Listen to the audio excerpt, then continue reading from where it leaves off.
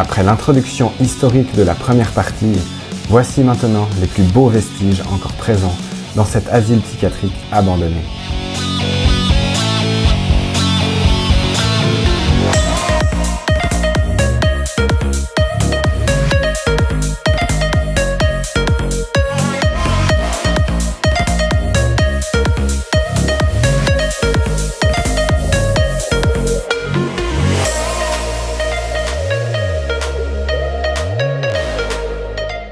Il y a un petit côté un peu labyrinthique dans ce bâtiment, on ne sait jamais vraiment trop où on est. Ce que je peux vous indiquer par contre, c'est qu'il y avait ici une division hommes-femmes séparée. Donc il y avait quand même un certain tri qui était fait. Et du reste, autour de ce bâtiment, dans le parc ici de l'asile, il y avait encore des autres pavillons. En fait, il y avait des pavillons spécialisés, par exemple, pour la prise en charge des patients légers, on va dire, qui n'avaient pas de risque de crise grave. Et il y avait un pavillon qui était vraiment dédié pour les crises aiguës, avec des salles de confinement, d'isolement et tout ça. Mais c'est dans un autre bâtiment, et je ne sais pas si on ira voir. Celui-là, c'est vraiment le plus beau, c'est le plus ancien, et c'est ça qui nous plaît. Tenez, regardez un peu ici. On a un espèce de laboratoire. C'est un de ces collecteurs pour mettre les... Regardez, il y a encore le porte pour les trucs à éprouvettes là. C'est assez stylé. Voilà, laboratoire d'analyse chimique. Bon bah si c'est ce genre de truc qui est analysé ici dedans, je sais pas trop ce que ça doit donner comme résultat. Par contre, évidemment il n'y a plus grand chose sur place. Vous avez vu, c'est un de ces systèmes. Je vais pas trop le faire aller. Mais c'est vraiment des objets assez sympathiques à observer.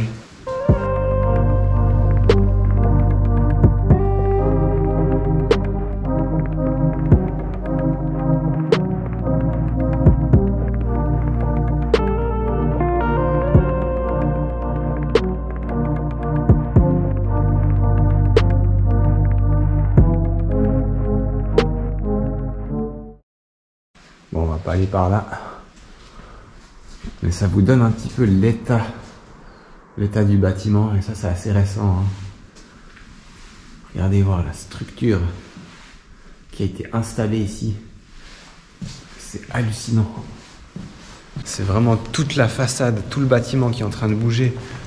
On a sur toute la longueur ici du couloir ces énormes étais horizontaux pour retenir les parois, pas qu'elles s'écartent. Et ça traverse vraiment d'un bout à l'autre. Tac. Jusqu'à l'autre côté, vous voyez. C'est vraiment dommage pour le bâtiment parce que c'est un lieu qui est magnifique. On pourrait vraiment le réhabiliter pour en faire de grandes choses, à mon avis. Mais dans l'état où il est actuellement, ça doit coûter une blinde. Allez, on va se faire un petit plaisir. On va aller regarder la chapelle.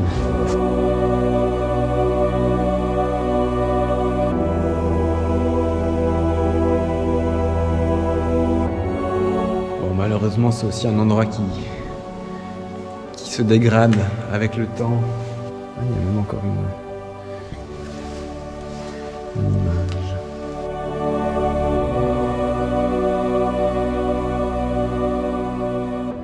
On va monter, on va aller regarder 2-3 salles intéressantes. Hop. Alors, première visite chez le dentiste. On commence avec du sérieux. On avait ici les petites parois de séparation.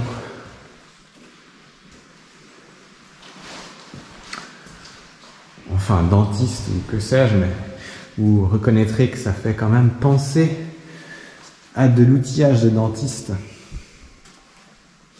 D'un autre temps, certes. Petit appui-tête, il a l'air de tout confort en tout cas. Et ensuite, s'il vous plaît, une petite salle de radiologie.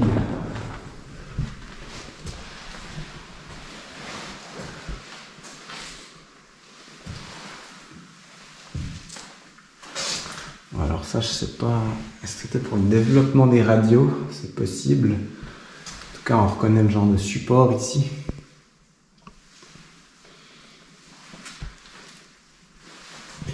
Mais ce qu'on va aller regarder, c'est l'autre côté. Parce que alors là, il y a tout ce qu'il faut. Donc, il y a le scanner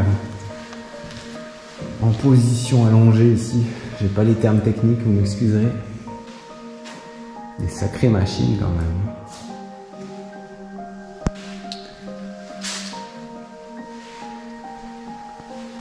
Et enfin, on reconnaît ici la petite paroi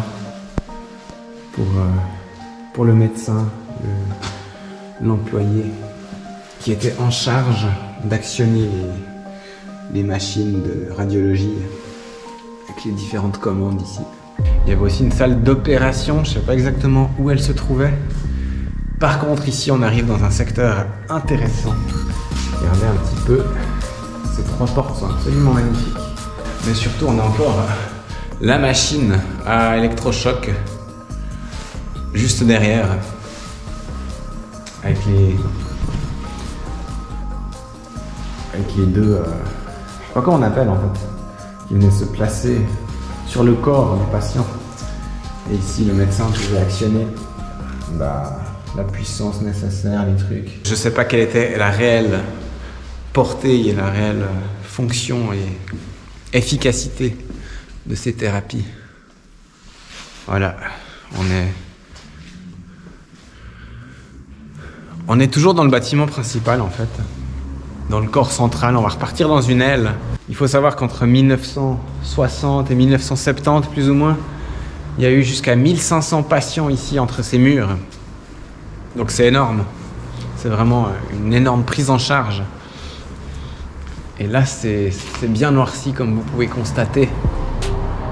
Et c'est pas pour rien, j'ai pas besoin de vous en montrer plus pour comprendre qu'il y a eu un sacré incendie ici dedans.